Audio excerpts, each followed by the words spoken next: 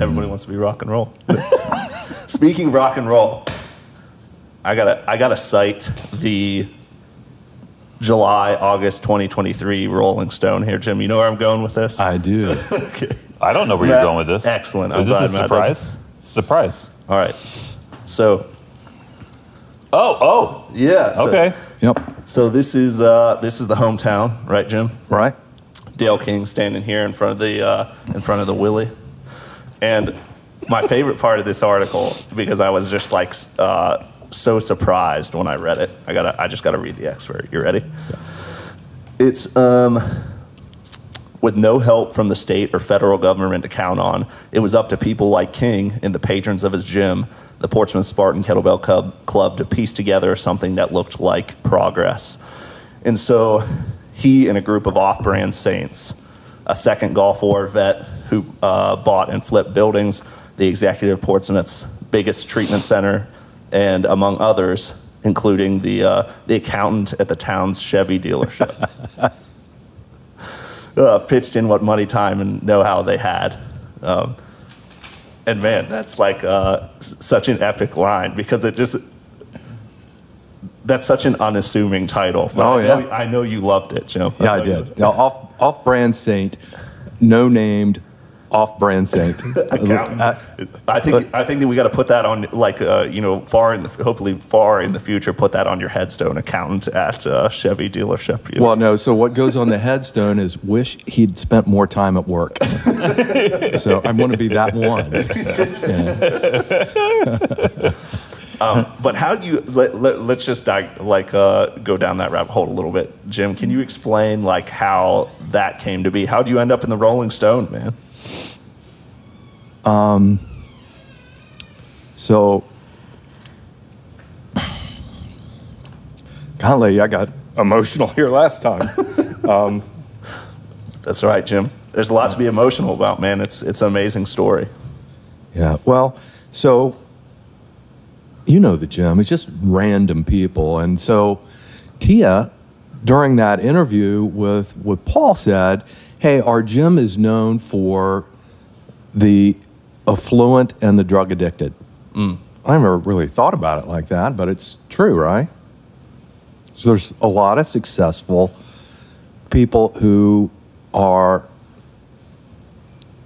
living life and being motivated and trying to live their life where they are. I don't know if you see it that way or not. For sure. There's just a whole lot of smart people who have more balance, I think, than I ever aspired to, who are trying to make things better. And then there's just this confluence of, the opioid crisis started in Portsmouth, the invention of the pill mill. Now, how's that for a venture effort? The guy created something out of nothing. Said, I'm just going to sell prescriptions to opioids. And he's driving around town in his Rolls Royce in Portsmouth, Ohio. And so I think it's fitting that the solution to the problem kind of start there too. So Dale has got this approach, and he's not the only one. He's a shameless self-promoter, which, we all love that about him. And he takes it in stride, but the confluence of recovery and physical fitness and a W-2 wage seems to be like there's something there more than just the mill of recovery on its own. We're recycling these people with Medicaid dollars, and it just doesn't seem very effective to me. And Dale said, hey, with your experience with Wall Street and VC, will you help me? And what am I going to say? No, I'm not going to say no. So I thought I'd help. Amazing, Jim. Well, so I said, I'd like to help, but I don't want to create anything new. If something exists, let me write a check and go work on my short game. I don't want to build things that already exist. And so I looked around and I spent some time and the article where Paul references that, without any state or federal assistance, well, an effort predicated on state and local incentives, I think, is designed to fail. So if the effort would require those incentives, I'd be out. I just wouldn't be interested. But I talked to some people about, hey, is there anything like this? Is there a fund structure we can put together? Can we get a model that marries those three things, the recovery and the physical fitness and a vocation, and at the same time rebuild towns in the Rust Belt? So Dale and Chase and Tim, so Dale King, Chase Millsap, Tim Wolf. I mean, they made so many sacrifices, and they went over to the Middle East, and they tried nation building, and through no fault of their own, they lost. They didn't win. But maybe they can be successful inside of our small town without, ammunition, being shot at them. So they asked me to help, and I said, yeah. And it's something different, right? It's not related to retail automotive. It's not something that I'm really passionate about, but I don't like waste, and the current system just seems so wasteful and ineffective and stupid. Why are we continuing to do it? These are humans, and we've got competition problems here in the United States, right? We can't afford to throw away a population. And what's the difference between them and us? Right. Just almost nothing. Yep. And we're going to throw them away because they've got, some problem that certainly has a solution. I mean, what are we going to do? So anyway, they asked if I could help. I said yes. They asked me if I would help, and I said yes. So I can, and I will, and I am. But it turns out that Sean Sturgill at Smith Drugs, Sean, I met him when I first came to Portsmouth in 1996. We just never ran in the same circles. It's not like we weren't friends. There wasn't a reason we weren't friends. We just weren't friends. We didn't have a relationship. It turns out he's doing a lot of this work already. Wow. So I talked to him, I think it was Friday last week, and he said, Donnally, the number of inpatient beds to outpatient beds in the system is completely the opposite of what it should be. They'll have like 17 beds for a 42-bed inpatient facility. 17 outpatient beds to 42 inpatient beds. Just sounds broken, right? So he's trying to do the same thing without fitness. I don't think he's got a fitness component. But he's taking guys who are coming out of inpatient treatment, trying to find them an outpatient bed and a job on a construction crew. And he said, Donnally, we have to teach them to put down their cigarette to work. They've got to put down their phone to work. The biggest thing is getting them out of bed in the morning and then forcing them to make their bed and then to show up on time.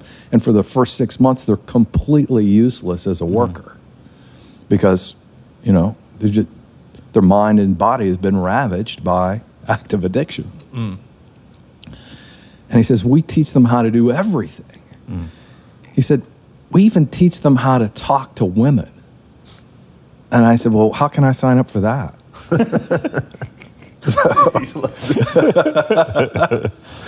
So anyway, I'm not exactly sure how it's going to go, but Dale's a winner, and Tim's a winner, and Chase is a winner, and I think they're going to have a great deal more success doing nation building inside of our nation than they did in Iraq and Afghanistan. Well, you guys all are winners, Jim, and just from my perspective, it's crazy how much like our life outside of work there translated to everything like the mission that we were inspired to carry out with our professional talents, right? So, I mean, pill mills ravage Appalachia and other parts of America, Florida included, and then when Dale returns to America from his time overseas, he starts what he calls his own pain clinic, and it's like throwing kettlebells around. It's like inspiring people through action. He always says that line like that in a town devastated by weakness, we choose strength kind of thing. And it was that community. It really wasn't about working out. I mean, for us, it was, that's an amazing component of it, but we were all getting beers afterwards, So, like, not the nation's fittest unless you're the Mocs. Right. But it became an entrepreneurial community, like high-performing people and people that have completely changed their lives, that were on the street a year before, and now, like, people like Andrew Wright are benching 450, or like squatting 450 next to you, and it was that community of high performers that even like gave us the confidence and the business acumen to like make the move here like we did. It gave us the confidence to be entrepreneurs ourselves. So it's amazing what happened there. Small Town Strong's the documentary's on its way, and yeah, man, I love that. You also like bridge these two worlds, Jim, with your work in Pure Cycle in Ironton and all the work you've done from here in St. Petersburg and with your connections to Melbourne. So you're like you're an awesome guest to kind of show the merit between the two. Something that I've seen just in I'm not I'm very detached from all of this, but just from a outsider kind of looking in, I like to. When I'm looking at something like this, where we're talking about how Jim, how you got involved, and I know how you guys were involved, and even hearing about the founder, something that kind of binds all of this together. I'm not trying to get all warm and gooey here, but is love. This was founded from a place of pure love. And I think that when you do something and it starts in love, it's going to attract other people to it, because that's what people need. They want to be loved. They want to be fully known. They want to be fully accepted. And if you can find a place and an avenue to be loved, to be fully known, to be fully accepted, you can gather people and you can move together. And they're going to be people from all different types of walks in life, because we all need love. You got involved, and I could see it when you're talking about it from a place of love.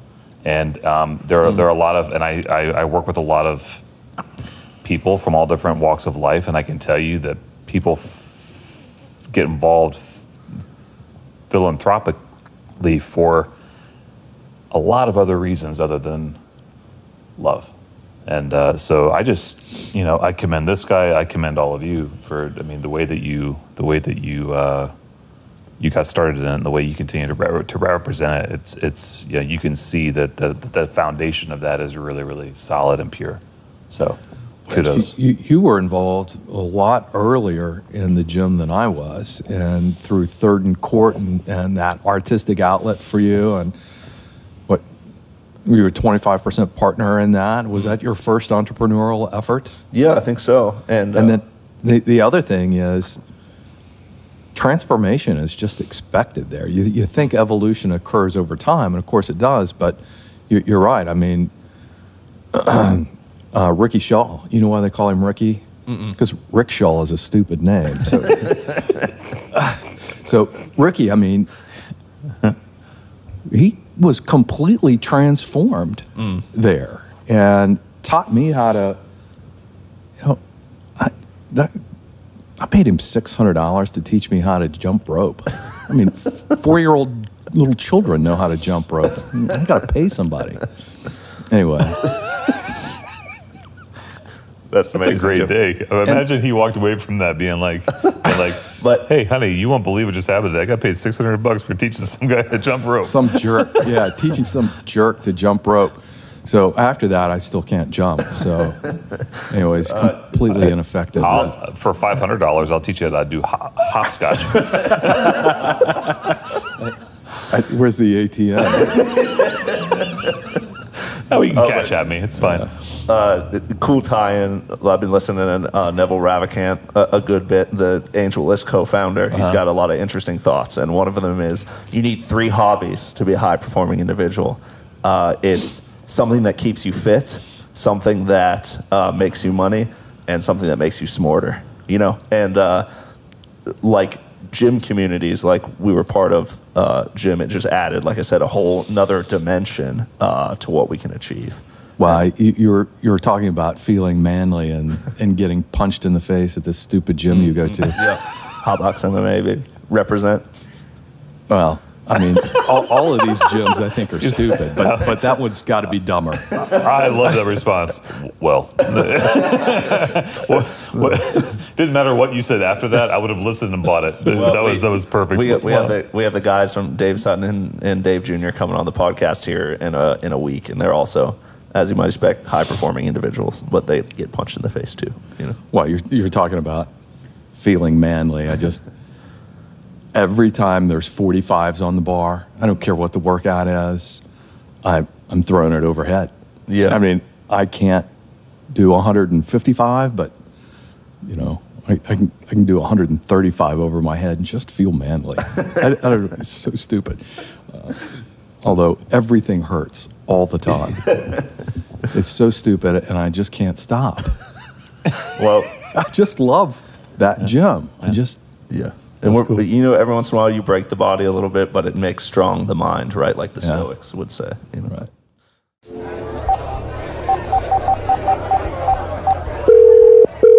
Welcome to the Legacy Angel Network Venture Lounge, where nothing ventured is nothing changed. For Matt Helmenthaler, press 1. For member services, press 2. For real raw startup stories, press 3. For all other questions or concerns, please wait on the line in our Good evening, everyone. I'm Matt Helmenthaler, and you're listening to Venture Lounge, after-hour conversations with founders and investors. These are the stories, insights, and conversations that you aren't going to find on the company website. Because the real lessons you learn in the startup world, the risks you take as an entrepreneur, the highs and the lows, the moments in your journey when no one else believes in you right before you break through, those are the moments that you just have to hear for yourself. So grab a drink and listen in to the men and women who are changing the world. Welcome to the Venture Lounge. Welcome back to Venture Lounge, everybody. Nothing ventured, nothing changed. My name is Connor Sherman, creative director here at Legacy Angel Network, and I'm joined as always by our fearless founder, Matt Helmenthaler. Hey, Matt. Hello. Hello. Jim, thanks for joining us today, man. I think you should do the official introduction because I mean, Jim's your boy. Of course. Well, Jim, I'd love for you to just give us a summary, starting points of your career, and like how you got here to St. Petersburg. Wikipedia. And don't mind me, I'm getting more coffee. Yeah. Where were we? You know, we were in Portsmouth, Ohio. What exactly were you doing there? You started in Huntington. I love your account of this. Yeah, so I'm not going to do that. You gave me an agenda, and so I'm going to start with a conclusion. Okay, all right. Because I've just concluded my career. Yes. You know, I got to the end, and how I got to the end is I had established this goal for myself when I started at Glockner shortly after. It's probably 1998, 1999. It was before the crash, and the company had been successful for 150 years, or the company had survived 150 years. You know, it had gone through the Great Depression, and anyway, I'd set this goal for myself that I would quit when the company's net worth reached a certain level. And it was a real stretch goal. You know, it was just more likely than not to never happen. And I'm sitting with Tim, Joe, and Mike at the Greenbrier in May 2022, and I'm reading this report, and I'm almost done with my part of the presentation. And I'd written this presentation. I'd written the same presentation for 20 years or more. A lot of the information was redundant and it's historical, and I'd written the report. I'd proofread it 4 times. I had it bound. I had it distributed. And I'm almost at the end of this presentation, and I look down and I see this number. And I said, guys, I'm done. So I don't know why that's emotional, but I just quit right there on the spot. And Terri she was unhappy. And I didn't mean to exclude her from the decision. I didn't mean to exclude her at all. She's the most important relationship in my life. And, but I did. I excluded her from it, and that was a mistake. But it was like I'd never seen that number before. And it just hit me that there's the culmination, there's the end. And I just had this incredible sense of relief that I'm going to be unburdened from making all of these business mistakes and things that matter. I mean, because we're running businesses, we're employing people, and those people contribute to, you know, their families and our communities, and there's a responsibility there. And to be unburdened by that, to reach the end in a way that I can be proud, that was just liberating. And did I tell you about tearing down my bragging wall? No. So I'd spent my entire career at Glockner's in this one office, and it was filthy. I mean, the cleaning crew wasn't allowed in. They touched my stuff, and I couldn't find it, and the place was a wreck. And that's not how I live. Right. But, I mean, my billable rate was such that I wasn't going to waste time cleaning. I mean, I was going to work. So it was I feel the same way. Well, you've got an awesome spot here. So we're rehabbing the building. It's an administrative office. It's much more valuable as a dealership property. We're putting in a dealership, so we're rehabbing the property. I have to move. I'd quit. My replacement was due to arrive, and I pulled down my college diploma. And I'm actively thinking, am I going to leave this for my daughter to throw away when I'm dead? Or am I going to throw it away now? So I threw my bragging wall in the trash. My CPA certificate, my college diploma, banking license, insurance license. And it just continued this sense of relief that I'm unburdened by the pressure of being right or making mistakes that matter, that will negatively impact people. And so I got this relief of retiring and reaching that goal and tearing down my bragging wall. And I thought, what else can I let go that doesn't serve me? And so I called a couple of people that I had grudges against and kissed and made up. And it's continued to have, you know, you have reactions to things that tend to wear off over time, and these just haven't worn off. So it's just, I'm really enjoying the thought of making some different mistakes.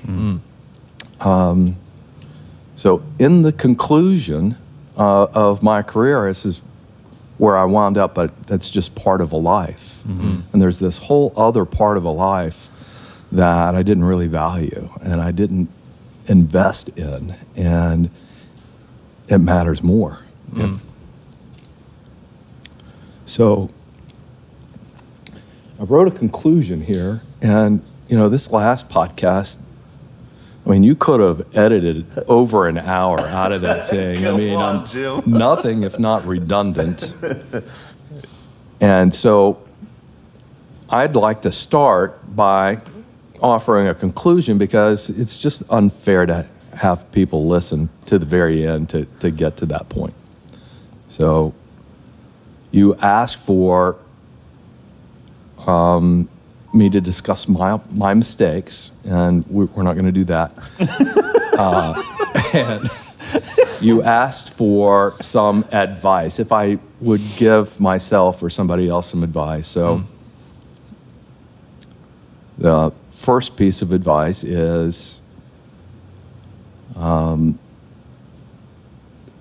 give some thought about how you want your life to look on the other side of success beyond belief. That's good. And then the other one is, you know, in venture, you just make your decisions. Are you going to pursue this thing or not? And the advice that, I don't know that it would have impacted me if I would have known this in advance, but don't be cheap in estimating the cost to you personally that you'll pay in pursuit of that choice, because none of them are free. Yeah. So, I mean, your grandfather gave you advice, right? And, you know, just what does he know? He's an old man. So people hear advice or react to advice, I think, when they're ready, not necessarily when it's offered. So anyway, those are the things that I wanted to suggest as a conclusion. I worked really hard and got really lucky. And it just seems that I made it through venture. It just seems so disingenuous to have made money in venture and then pull my chips off of the table because I don't need to take risks anymore. So there's a little dissonance there with my career. I mean, but with venture, there's never a guarantee, right? You can have a great idea, you can have a great team, and so many things are outside of your control. What the problems that you're trying to solve are trying to be solved by lots of other people, and they may be first, they may be better. You may drop the ball, you may, you know, trip, you may fall on your face. You may have a partner who has, you know, some sort of change in condition and can't hold up their end of the bargain. So anyway, there's no guarantees. I have been addicted to venture. And like most addictions, there's an unhealthy side to it. And I never cared. I never looked up long enough to see the other side of success beyond belief. But I think your recent, the community you've involved yourself in, Jim, and like you're saying, not pulling your chips off the table, but investing in other people because you've been in that experience, like you've been in that position. You're changing that, man. Like I feel like even just the time I've known you, you've changed and started to focus on investing in others, you know? You know, you downplay that part of what you do, Jim, but I know you've always invested in others and invested in the Glockners and just brought your best to the table for whoever you were sitting with. But is that, like you said, your experience in venture capital, is that what kind of propels you to, or like, why do you invest in the things that you do invest in now, you know? Well, it's a great question, and it's nuanced. The answer is nuanced. So I started in public accounting and was around accountants my entire life and their clients. And I always liked the for-profit clients because, you know, they were real human and they had a life that I thought was reasonable to aspire to match. And I mean, I still wanted the same thing. I wanted, you know, to go skiing at Vail with a hot babe and have the resources to have that kind of life, you know? And I thought being a businessman was the answer because it's just, you know, I've got a weak stomach. I was never going to be a physician. You know, I just puked my way through medical school. And then, you know, I was not going to be an athlete, tried to be, you know, a musician, was never going to make any money being a musician or an actor or any of that bullshit that I thought was the most important thing, being creative. I was never going to get it that way. But so in public accounting, we'd often see primarily physicians that had money and would invest it in a way that they didn't have any frame of reference to. I mean, they'd invest in restaurants and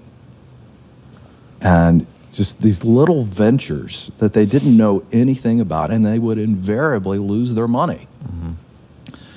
So my wife would provide, legal services to for-profit family businesses.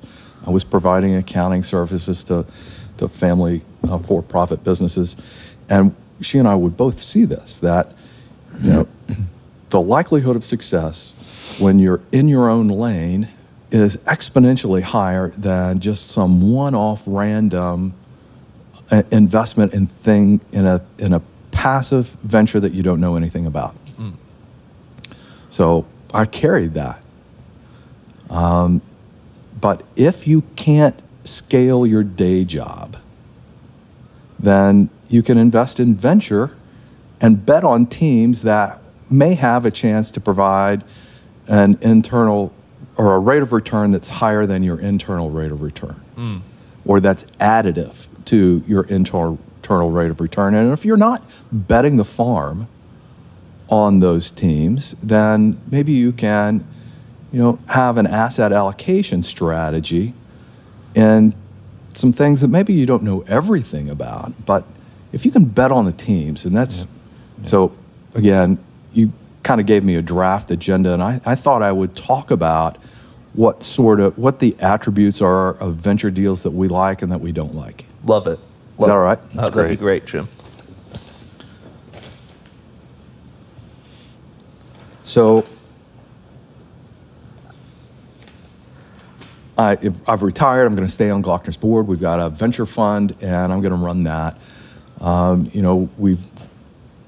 don't know if we did it by the time you left or not, but we're having Nickel Campbell Morrow come in and do some quarterly benchmarking for our departments, and they're coming on site rather than us going off site for these 20 groups. So we're benchmarking our variable and fixed operations in the dealerships. So we'll do that 4 times a year. I'll continue to do that. We've unburdened the accounting department at Glockner's from non-operating businesses, administration for non-operating businesses. So I'm going to continue to take care of the non-operating businesses, the insurance companies and the real estate holding companies and the venture fund and the charitable foundation and so forth. So I'm going to continue to do that. So in our venture fund, we had an investment thesis of green technology manufacturing with the ability to impact employment inside of our marketing area. So I really, really like that investment thesis. Tim hated it, but I didn't really ask him at the time that we did it. And so anyway, it's worked out. So anyway, the venture fund that we have, I don't know where we're going to go with it, but we're tied in with some angel networks, shockingly. This is how, we came to you. I kind of like your boy Connor here, and Aubrey's all right, but you all were influenced by us, I think, in our entrepreneurialism. 100%. And you felt like this was something that you were interested in risking and trying, and I think it was very brave. So I hope it works out. Odds are against you. It's true. So The accountant. That's true. So anyway, Connor asked me to do this podcast at Glockner's, and there was a top 20 list. So maybe you'll include this list. Of course. We'll link it in the description of this one. So, this new list. So the new lists are deal attributes we consider and looking at deals and that we like. And the number one item is teams matter the most. So to me, great venture teams have an alignment of interest among technically diverse people who who are committed to the task. So if you got a team of, 55-year-old engineers that have never scaled anything, we would be out on that. Yep. You know what I mean? 100%. You have to have some 100%. diversity and skill, but an alignment of interest. We like projects that generate profitable departments with people. So we don't really like apps. I think profit serves society best. I might not be right. And if somebody disagrees with me, maybe they're not right. We like decks that do a bit of homework for us. We like decks that have data that support our own independent homework. We like recycling efforts. When you can take something that has no value or a negative value and turn it into something that has value, I mean, there's margin there, right? So my first recycling effort at Glockner's was looking out my window at the dealership, and in rolls 2 Glockner oil trucks. Well, why do we have 2 trucks coming into the dealership at the same time? Glockner Oil sells oil. You're in a car dealership. People bring their cars in to have their oil changed. So we're taking that waste oil that the dealership is pulling out of the customer's crankcase, and we're hauling it off. And we're charging people to haul off that waste oil that we sold them as virgin oil the week before or 3,000 miles before. So we're selling them the oil that's clean, who they're selling it to a customer, and then they're extracting the waste oil, and we're charging them to haul it off, and then we're repurposing that waste by mixing it with diesel fuel, and it's going to an asphalt plant or heaters or something like that. So I'm thinking that's a pretty good business model. And then we were in sawdust recycling. They were pelletizing sawdust and throwing them in the power plants as a green source of fuel. And then, of course, Pure Cycle, we're taking waste polypropylene and repurposing it in a virgin-like condition, and that's sort of impactful. Oh, right in Ironton, Ohio, too, Just man. a little bit. Yeah. Well, again, green technology inside of our marketing area. If we wouldn't have had that plant located in Portsmouth, Ohio, I don't know that we would have been involved. But we said, hey, don't make a bad deal. Don't make a bad site selection choice. But all things being equal, put it inside of our marketing area. Hey, there's Shawnee State University. It's got a plastics engineering program. It's kind of a plastic alley. There's lots of feedstock between, the municipalities of Columbus and Cincinnati, and there's this river, which is an incredible artery for economic activity, and coal is diminished. There's excess capacity of available barges. Let's pivot from transporting dirty coal or clean coal or whatever it is. I mean, there's lots of different kinds of coal, to repurpose waste and create jobs and economic development activity and beneficially impact our communities. And if by chance those new workers buy our shit, great. It's pragmatic. Right. So it's, me, if the only thing better than killing 3 birds with 1 stone is killing 4. And just squeeze all the juice all the time. So recycling, agriculture projects, we like agricultural projects. I mean, it's like recycling, right? It's renewable. It's, taking a small component, nurturing or growing it into something of value, and rinse and repeat. So agricultural projects we like a lot. It's the company or the country was, completely founded on agriculture. It still has incredible value. We like early opportunities. So we don't like, C and D rounds. We'd rather do seed or A. We don't mind disruption. We don't. But if your deck tells me you're going to create 4 brand new markets that don't exist, we're out.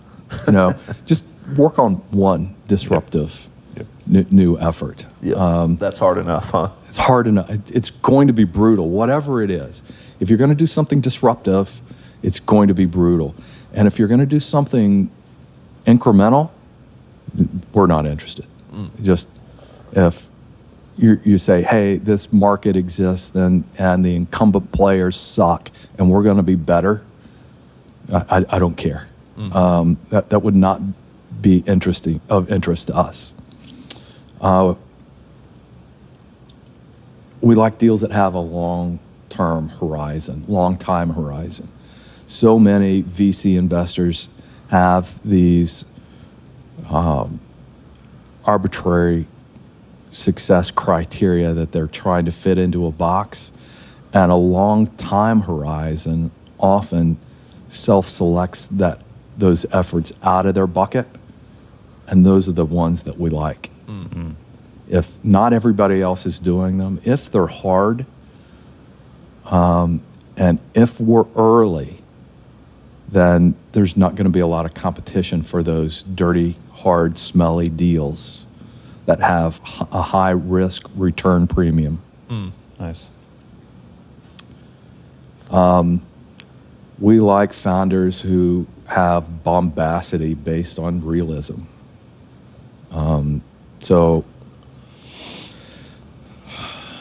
We like the big dick winners and the PhDs that can win a bar fight.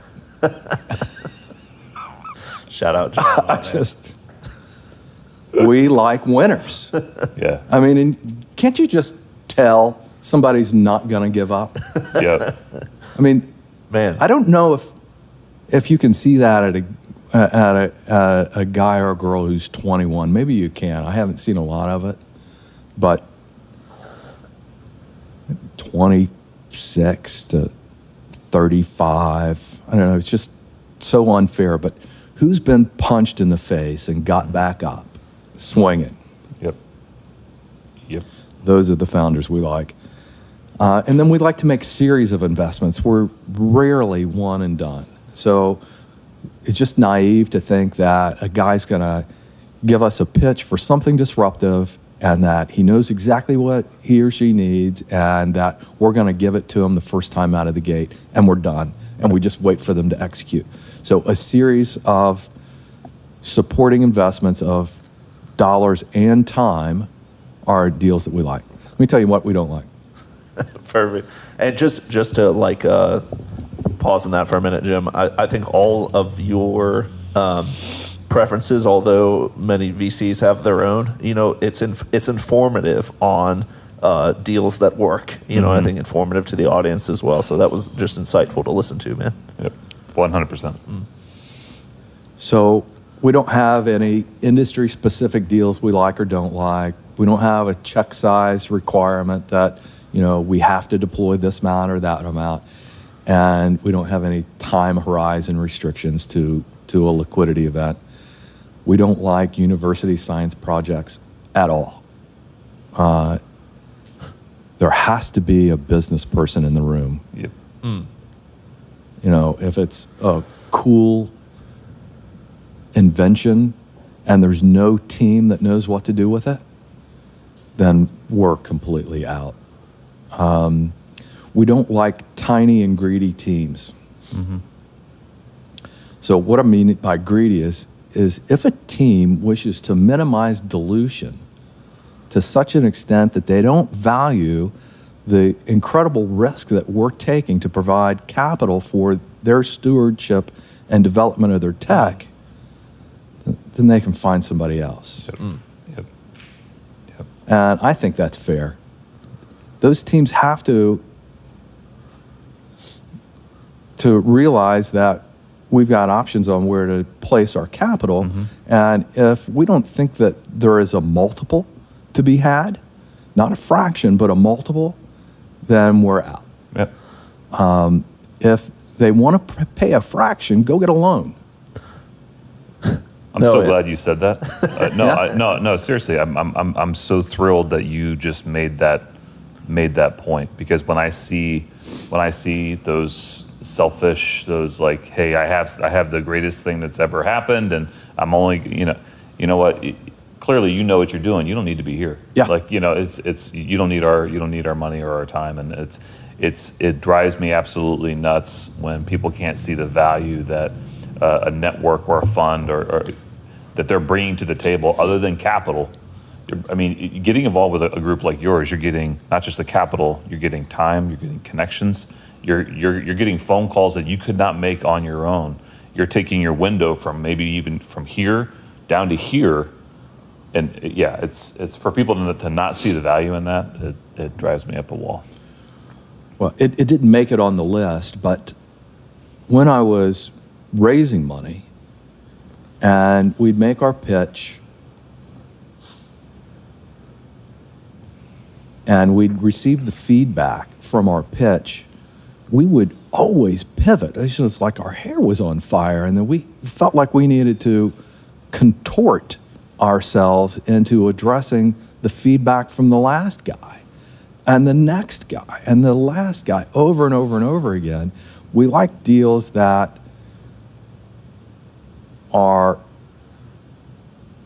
have a vision that's independent of any of the constraints that we might put on that capital. Mm-hmm. We like guys who know what they are, rather than, or frankly, whores who are just chasing the equity dollar.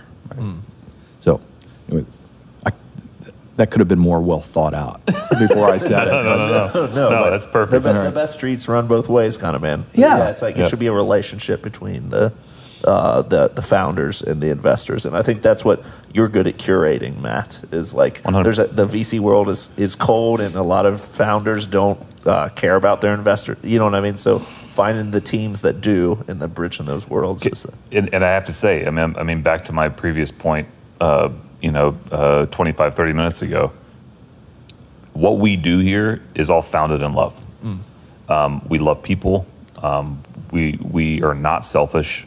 And it's founded and it's based in love. If I can't go down a path with you, and we can't go down a path together on that level, then it's if what you're doing is coming from that place, you might get tired, but you'll never give up. And the right people will be attracted to that, and the people you don't want will naturally just phase themselves out and they'll walk away. But yeah, anyway, back to you. So 2 things. You said 25 minutes, which means I'm late. No. This one did make it on the list. And again, on things that we don't like, what's on the list is people we don't like. That personal relationships matter, and life is too short to work with dicks. Amazing. I have a new friend, Ben. I won't say his last name because he doesn't like exposure, but he's a super successful guy. And I said, man, what's your deal? He goes, my mantra is just don't be a dick. Be a good guy. Yeah. Be kind. Do the right thing. Just don't be a dick. Yeah. Sometimes it's hard. That's what she said. Well, so that's next on the list. It says decks that are too pretty. Length doesn't matter. That's what she said. This is like prophetic or something. It's weird. It's all falling into place here. We don't like teams that raise money only to cover the payroll of the founders. We don't like that. Teams that are the same people that lack skills or age diversity.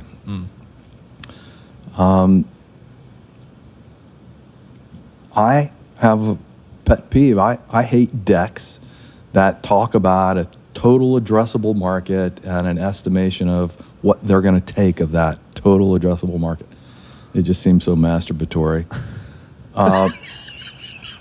I love when Jim uses that word, man. Yeah. I don't. Well, especially folling the line of stuff. Yeah. I don't know if that was planned, but like I got a thing. either way, it's brilliant. Yeah. We don't like decks that start in the middle. I don't know how many decks that I'm almost all the way through and I don't know what the point is. Decks that have data in conflict with a simple Google search. We don't like teams that you can't find on LinkedIn. I don't know why that made the list. We don't like teams with limited networks. We think networks, are a force multiplier, right? We don't like decks that are without logic. It doesn't have to be a fully cogent, beautiful story, but the deck ought to take us from spark to exit and lay that out. It didn't make it on the list, but I don't like pitches that read me the deck. So Shark Tank's a great television entertainment, but I don't like pitch contests at all. I like to figure out whether I can have a relationship with this person. Yep. I want to know, what are you going to do when you get punched in the face 10 weeks in a row? I want to have some sense of what are you going to do when you've got no choice and your back's up against the wall. Yep. Are you going to be a pussy or are you going to figure it out? Lots of deals fail, and that represents education for that guy. It doesn't mean that, hey, he failed once, he's going to be a failure forever. I don't get that. In fact, I don't know how you get that sense, but part of it's a personal relationship, and you don't get that from watching a guy read his deck. So, shockingly, there's another list. That was the mic drop after that one, though, Jim. That's awesome, man. Continue. Have I gone too long? No. No, man. Finish No. So,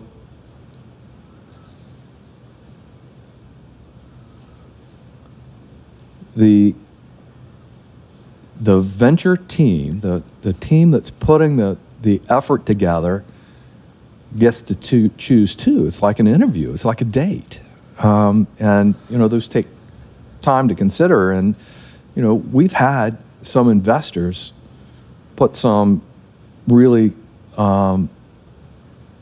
uncomfortable or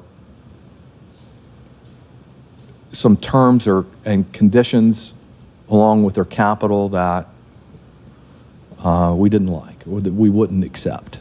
So it really is a two-way street. And we like to put, this is Glockner's VC fund, we like to put very few restrictions on that team. I mean, what are we saying if we say, hey, you have to execute according to this schedule, and you must be, at this level of revenue, or what are we going to do? We're going to spank you or pull our commitment or something like that.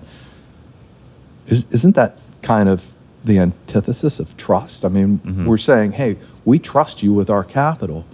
Go and do good works. Yep. Send me a check. Let me know what you need. Yep. And instead we say, all right, we'll give this to you, but under these conditions.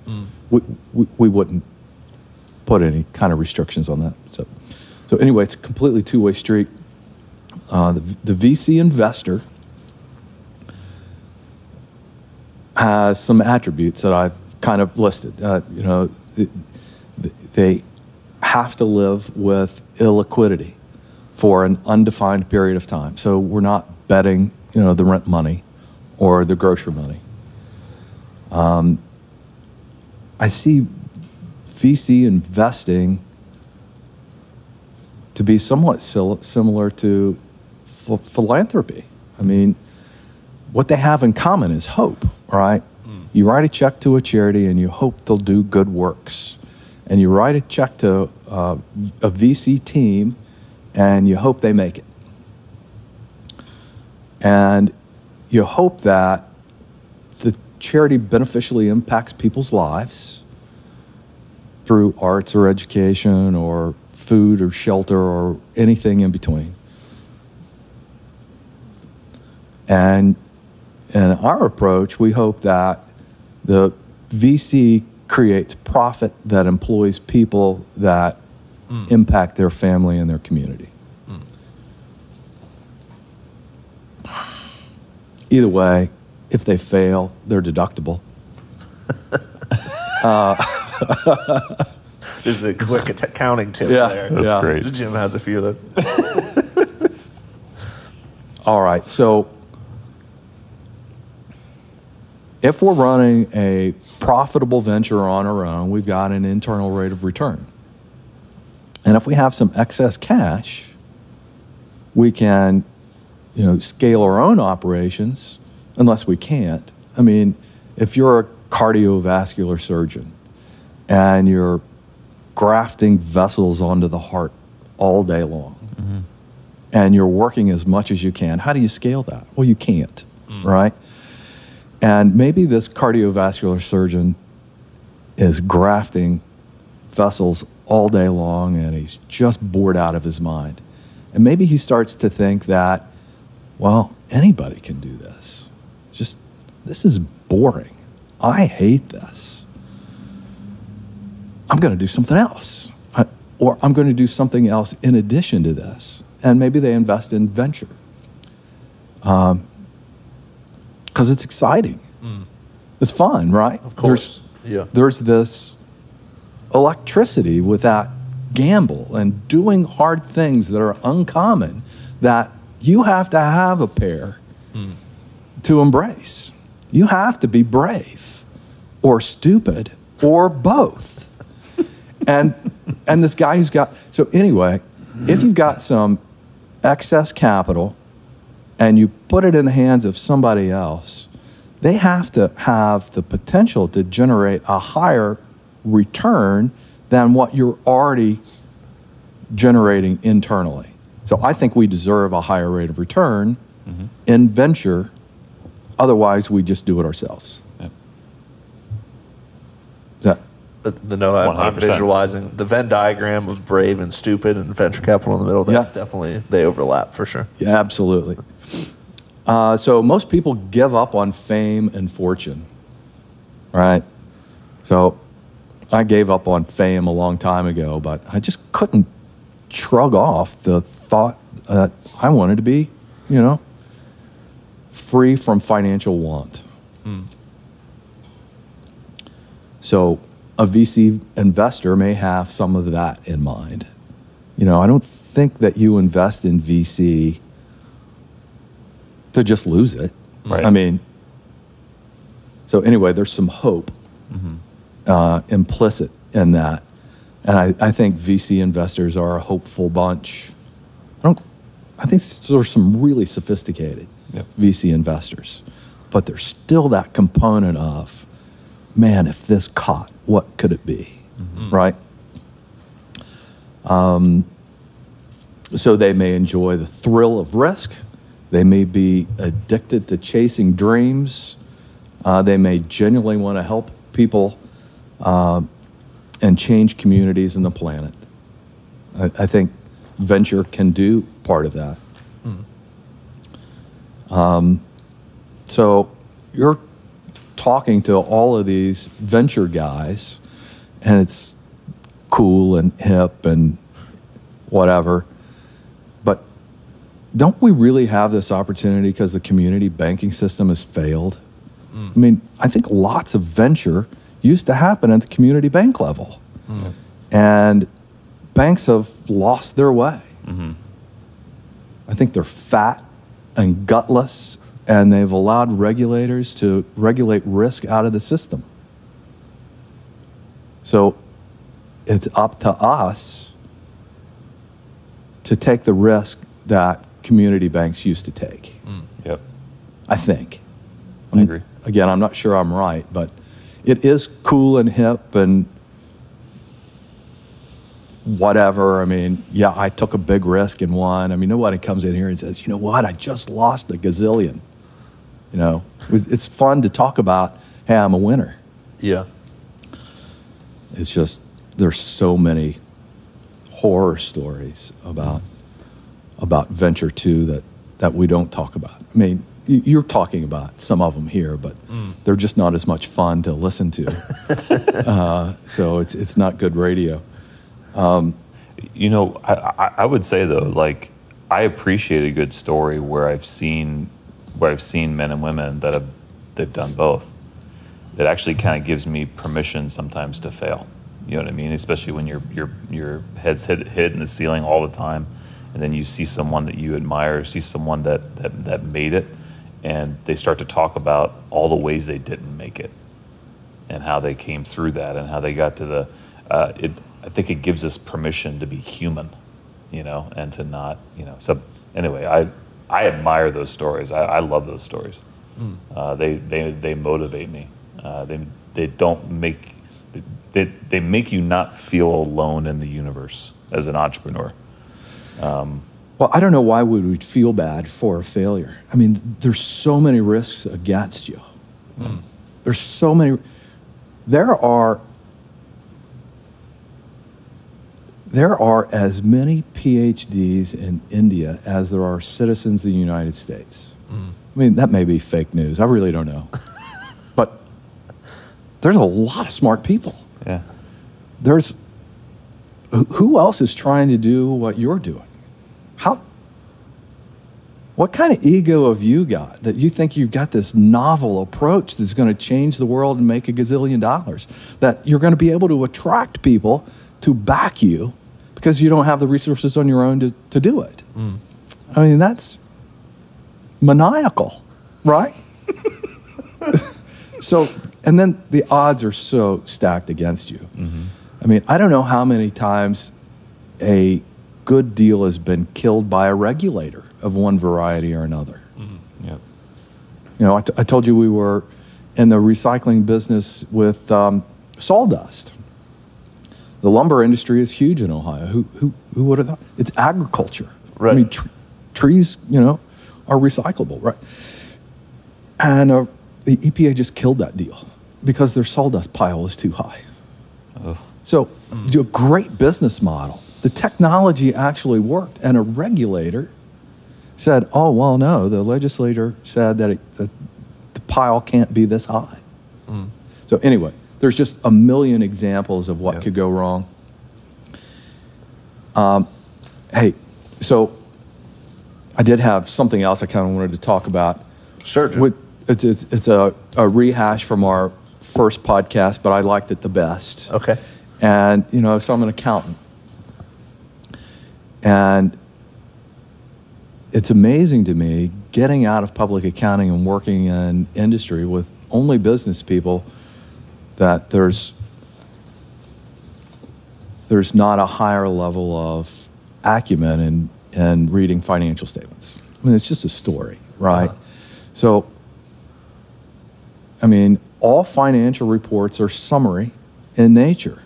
They're all subject to interpretation and a point of view, and they're all subject to the context in which they're presented, and they have a shelf life, right?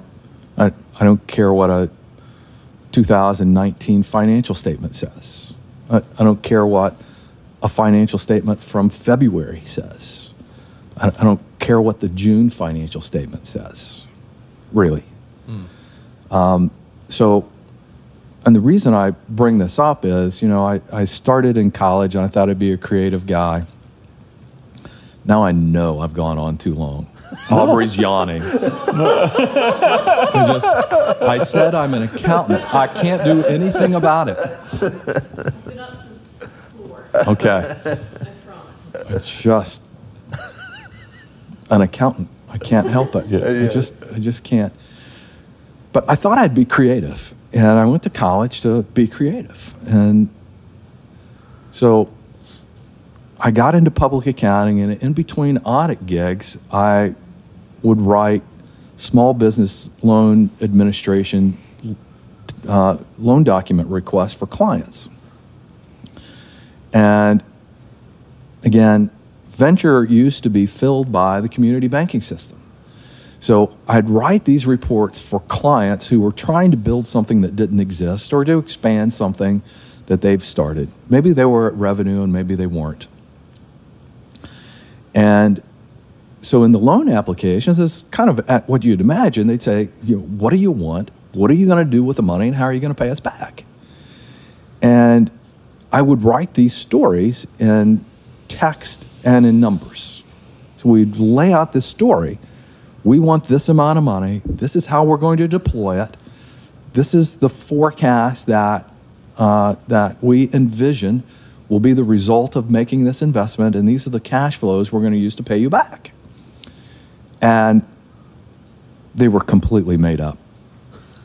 They invited creativity. So I used these small business loan administration loan applications to be creative in telling stories. And that's just really served me well. So did you get that? I started at the end and went right back to the beginning. So what else have you got? Jim, I think what makes you exceptional in so many people's lives, man, is that, you leverage your business acumen to make an impact in people's ventures and lives and businesses in a way that's deeper than just profit, right? And it's got to be profitable, right? I'm going to give my favorite Jim Donnally quote here. We visited the guy. We went and worked out at the counseling center, right? One of the big regional rehab facility in Portsmouth, and then we immediately went and talked to. There's auto mechanics that are out of their 90-day treatment programs that are getting their, is it ACE? What's the certification? Anyway, they're getting certified. Jessica back. And Jim gives them, Mike Glockner talks to him about the opportunity to get employed with us and see if anyone was a good fit or wanted to join the team at Glockner. And then for Jim's piece, he kind of just laid out the vision of how the Glockners have made it this far, and that they hadn't made it this far by punching their customers in the face. It's a relationship that goes both ways. And then he said, just to be clear, breaking evens for fucking losers. I said, we're not going to hire you as an entrepreneurial endeavor. I mean, this is your opportunity to run your business inside of our business. And we're not going to just pay you to charge out your time. We're not going to trade those dollars. That's not how you win. Right. So we're going to make money on your effort. You're going to trade time for dollars. Right. Yeah. And you can leverage yourself through continuing education and becoming more valuable to the organization. It's a completely two-way street. Yeah. But I didn't need to be a dick to these guys. I mean, no, I think they were living under a bridge 3 months before, and I'm telling them that, break evens for fucking losers. Well, no, it's just not nice. It's refreshing, Jim. Your truth telling is one of the most refreshing parts of, being your friend. Is it's just, you have so many people, especially in the business landscape, that are just Machiavellian. They're doing something, or they're telling you things that they think you want to hear, or just they're working an angle, right? But you just kind of let people know what you think, and I've always been better for that. So, well, thanks. I mean, numbers tell a story. Yep. And then we've got a nose, right? I mean, it either smells bad or it doesn't. And I mean, the value I've provided to a team is not doing anything really mechanical or, I'm not an inventor, I'm an administrator. So if I can't tell the truth to the team that needs to assimilate real-time information, then I've got no value at all. And if they don't want to hear the truth, then it's a whole different animal. Well, and then I get to be wrong too, because we're not perfect. I'm sure we've passed on deals that we wish we hadn't, and I know we've invested in deals that we wish we hadn't. Yeah. So I just really admire what you guys are doing here, and thanks for letting me join the network. I just, Connor and Aubrey took this risk, and I'm just really proud of you and happy for you. And Dude, I'm thrilled that you're a part of our group, man. I mean, honestly, every time you and I have talked on the phone, every time we've met like this, it's just been enriching. You know, I could listen to you for a long time. I mean, normally in these podcasts, I'm always interrupting and I'm poking and I'm making jokes and I'm like, and I was just sitting here just, you know, just wanting to. I mean, it's people that listen to this episode are going to be greatly enriched and empowered, and so I'm very grateful for you, and very grateful that you took the time to come here. Same here. I mean, you could have been hanging out with John in his underwear and his dirty shirt, but you came here instead. And or working on your short game. Like you were saying, not today. or my double unders. Yeah. Jim, we really appreciate you, man. Matt, you want to ask him the final question? Yeah. Final question. I feel like you've, at some point in this thing, you probably already kind of like narrowed in on it and kind of done that. But I always ask this of our guests. You've already offered great advice to entrepreneurs. I'm not even go there. Would be pointless. But internally, as being introspective and considering your life from beginning until today, what is it that makes you tick? Like, what is it that motivates you? Is there an inner just belief that you live by, something that just like you always fall back on and say, hey, no, this is my baseline, and kind of what is that for Jim Donnally? I don't really know. I think I'm exceedingly selfish. That has served me well and served me ill. I was intentional in not having children. I knew I wanted to be a businessman, and I knew that in order to have a chance for success, that I was going to be better served by not being distracted by the needs of children. And I was a nightmare to my parents growing up, and I was pretty sure that if I had children, I would get myself. And I didn't want that. I didn't want it for them, but so it's not a really good answer. So pursuing my vision of what I thought was the next right thing to do, unencumbered by distraction from other people, being selfish, it gave me the freedom to just go hard and fast in a direction. And I don't know, being at work at 3 o'clock in the morning is kind of really a selfish thing, right? It is. But I don't know how many years I was at work way before anybody else and stayed way later than anybody else because I was just starving for that success.